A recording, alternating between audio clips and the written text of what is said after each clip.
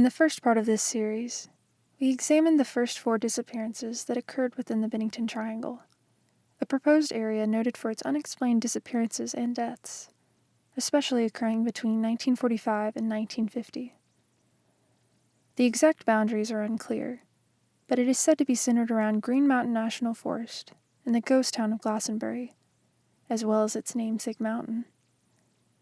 Today, we will be focusing on the final 2 disappearances of Paul Jepson and Frieda Langer, as well as paying special attention to the origins of Glastonbury as a town, the legends surrounding the vast wilderness it occupies, and finally, theories both natural and supernatural of what could have occurred all those years ago in the mountains of Vermont.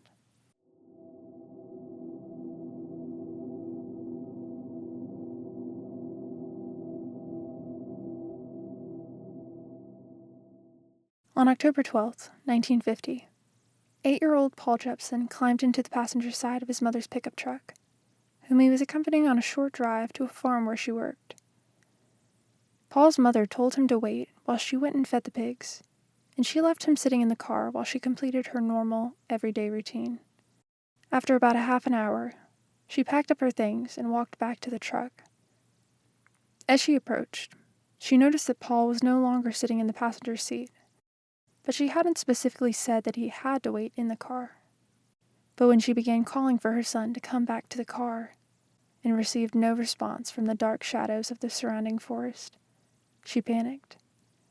She called the police, and search parties were quickly assembled, and dogs brought in to track the boy's scent. And track his scent they did, but only a short distance. The dogs led searchers to the junction of East Road and Chapel Road, where his trail suddenly went cold. A rumor would begin to spread that day that Paul's scent had gone cold at the exact spot Paula Jean Weldon's scent had gone cold about 3 years prior, although I couldn't confirm this.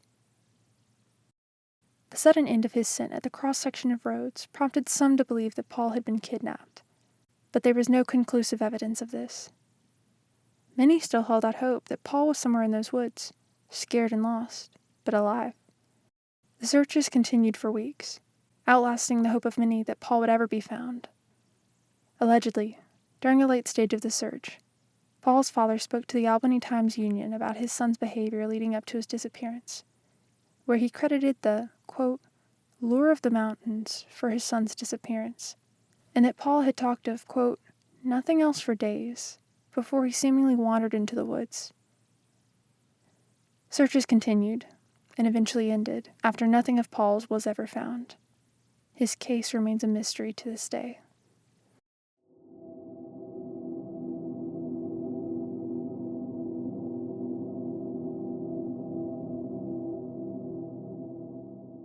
Exactly 16 days after Paul Jepson went missing, 53-year-old Frieda Langer embarked on a hike from her camp at Somerset Reservoir. A native of Massachusetts, she was vacationing with her husband Max and her cousin Herbert, who would be the only one joining her on the hike. The first mile or so were enjoyable, if uneventful. All was going according to plan, until Frieda lost her balance and slid into a stream. She was not hurt, but both her and Herbert knew the risk of continuing the hike in damp clothing, especially in an environment where rapidly dropping temperatures are to be expected. She told Herbert that she would run back to camp, only a short distance the same way they'd just walked, and that she would change her clothes and catch up with him. Herbert understood her reasoning, that it was hardly a treacherous or long walk back, and agreed to go on without her. The two split up, Herbert continuing onwards, and Frieda backwards. Herbert walked 10 minutes, then 30, then 60, all the while expecting to hear Frieda's quick footsteps behind him. But those footsteps never came. He decided to turn back and see what was taking her so long, but upon arriving at base camp, he realized Frieda was not there. In fact, he soon realized that Frieda hadn't returned to base camp at all.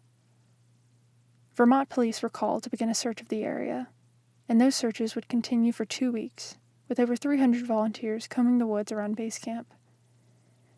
Yet these initial searches turned up nothing, and weeks passed, then months, and it was time for Max and Herbert to go home, without Frieda and without answers.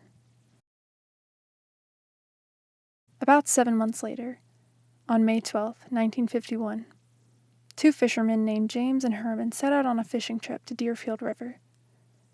While walking along an eastern branch of the river, the two men found the body of Frieda Langer, nearly 3.5 miles from the base camp she'd tried returning to. Her body was in the late stages of decay, and no cause of death could be identified. The truth of what really happened to Frieda remains a mystery.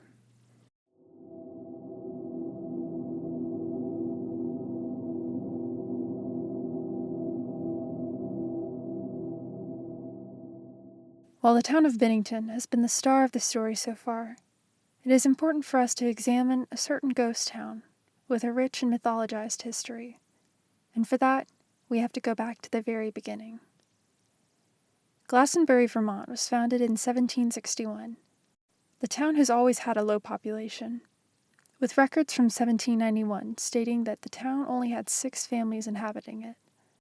Glastonbury remained this way, more of a village than a fully fledged town, until the latter half of the 19th century, when settlers realized the wealth of lumber waiting for them on those hills.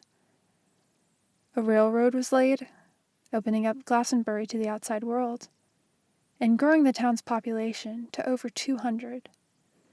But in only a few years, the mountainside would be cleared of its wealth of trees, and the town would have nothing else to offer.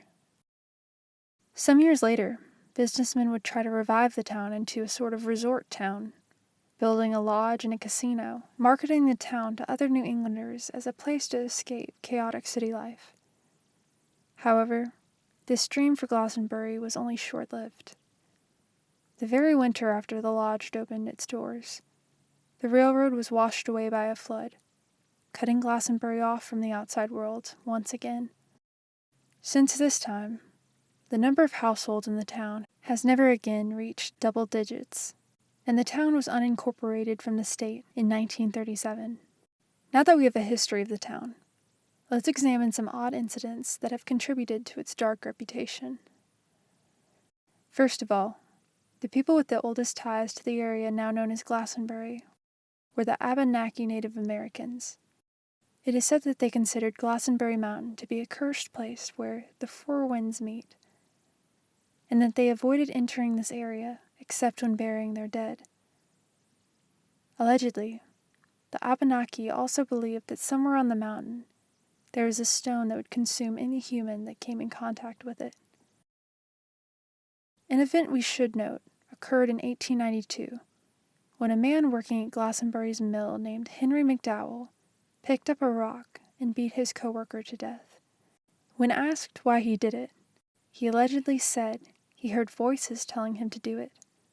McDowell was put in an insane asylum, but escaped soon after. He was never seen again.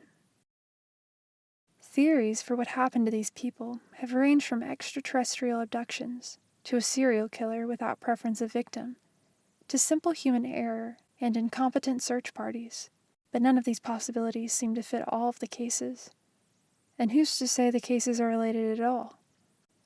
Perhaps Bennington and its surrounding towns just had an unlucky streak those 5 years, and Glastonbury was simply a harsh place with a marred past.